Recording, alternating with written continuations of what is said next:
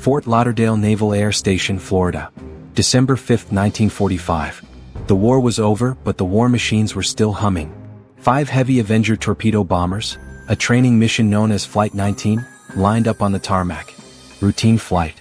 3 hours over the Atlantic. At the head of the patrol, Lieutenant Charles Taylor, a combat veteran, felt the familiar surge of the engine in his plane FT-28. He led 4 younger pilots and a total of 14 men into the perfect blue afternoon sky at 2:10 p.m.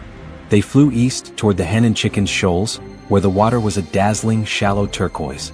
They dropped their practice bombs. The mission was textbook. Then they turned north to follow the Great Bahama Bank. This was the point where the world tilted. At 2:40 p.m., Taylor keyed his microphone, his voice cutting through the cockpit noise. It wasn't panic, but a deep, professional confusion. FT-28 to the patrol. Check your instruments. My compasses are completely out. Both of them. The needles are just spinning. A wave of replies confirmed the impossible. Every plane, every compass, 10 needles total, had failed simultaneously. They were flying blind over an ocean that offered no landmarks. Taylor looked down.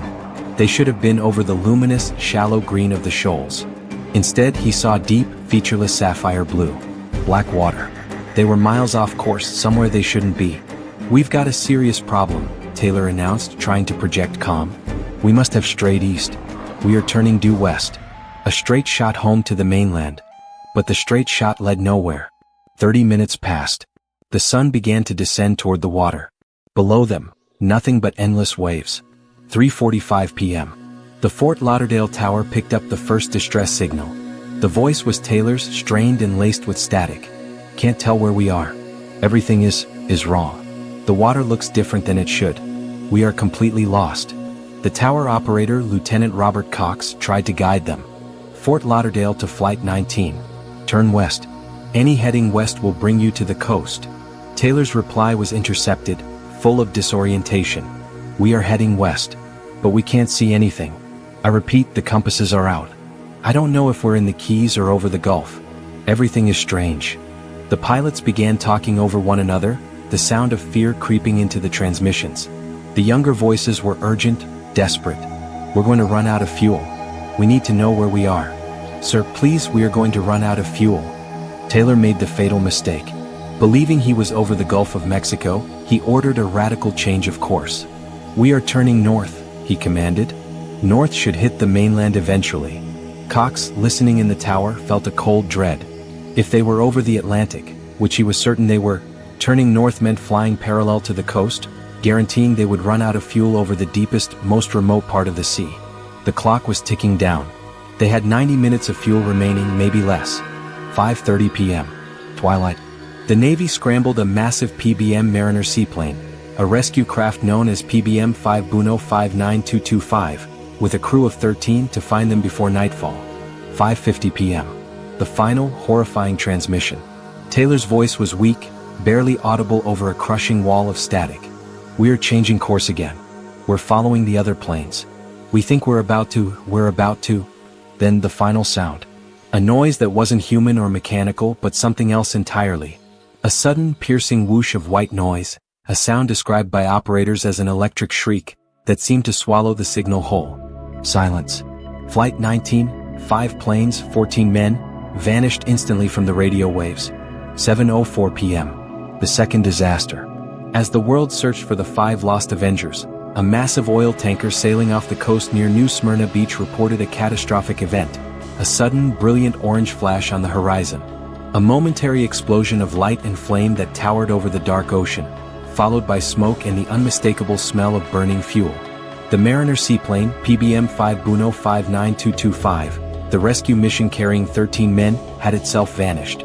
It sent no distress call. No warning. Just an immediate, fiery obliteration. 6 planes. 27 men. Gone. Over the next week, the largest air and sea search in history found nothing. No wreckage. No oil slick. No debris. The ocean was completely empty.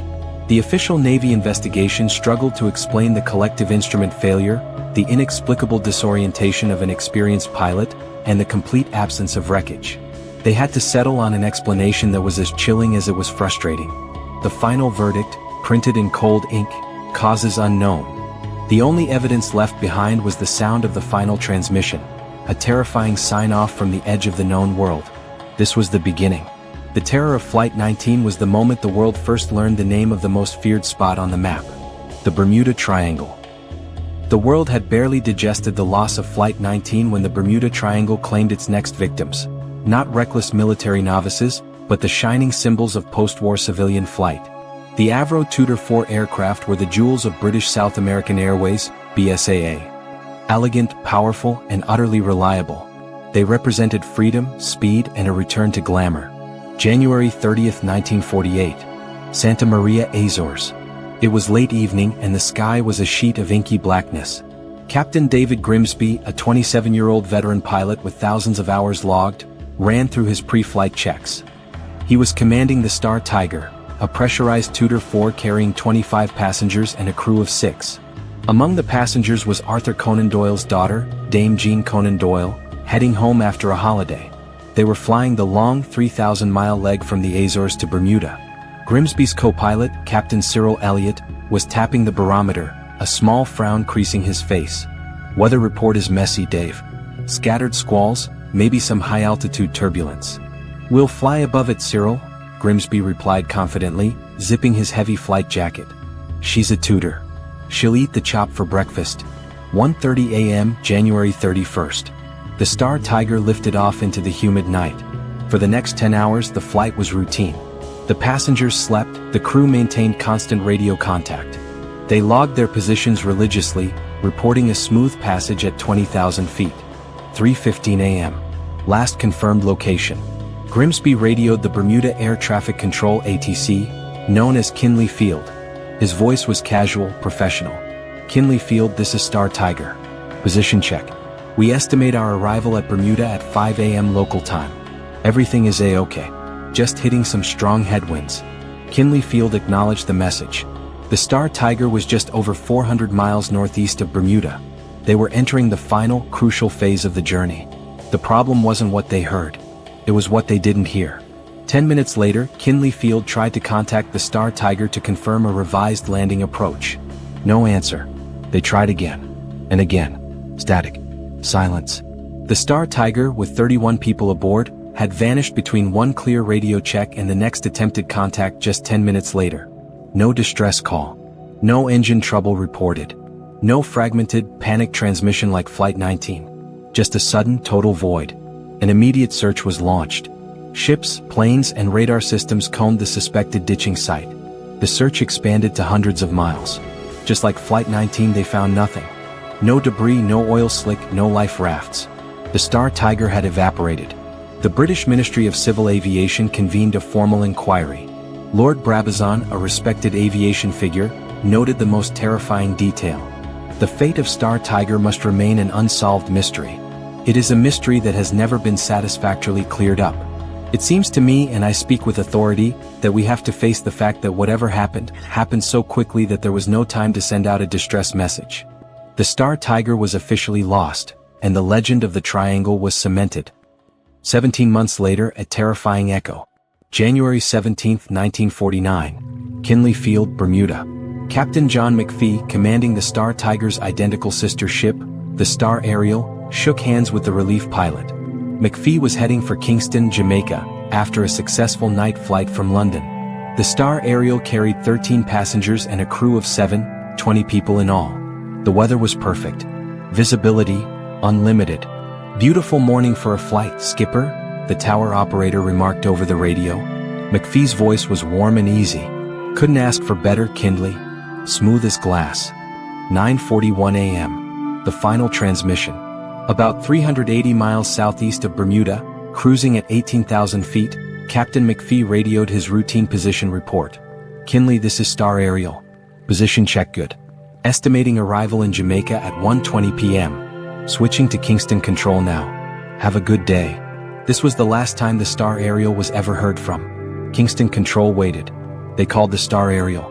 Silence. Kinley Field tried to raise them. Nothing. For the second time in 2 years, a flagship Avro Tudor 4, a commercial airliner, had vanished in broad daylight on a beautiful day, without sending a single solitary distress call. The search, involving U.S. Navy and Coast Guard vessels, covered an even wider area than the search for the Star Tiger. They hunted for 5 days. The result was identical. No wreckage. No oil. No floating suitcase. The official inquiry into the Star Ariel's disappearance was even more frustrating. The aircraft was modern, the crew experienced, the weather clear. The only possible explanation they could offer was a catastrophic failure so immediate, like a bomb, that the pilot had no time to reach the microphone. But there was no evidence of an explosion. No reports of hostile actions. The 2 disappearances, Star Tiger and Star Ariel, together with Flight 19, established the chilling pattern. Instantaneous disappearance, often during routine operations, followed by absolutely zero wreckage. It defied logic. If a plane ditches at sea, debris floats. Life rafts deploy. If it breaks up in the air, thousands of pieces litter the surface. In these 3 cases involving 3 separate years and 6 aircraft, the ocean swallowed everything. The only physical evidence left behind was the absence of sound, the sudden end of a voice mid-sentence, leaving the imagination to fill the impossible void. What force in that particular stretch of the Atlantic was capable of not only downing a plane but erasing all traces of its existence? The answer, sealed by the official verdict in all 3 cases, remains the most powerful part of the legend. The mystery is still in the air.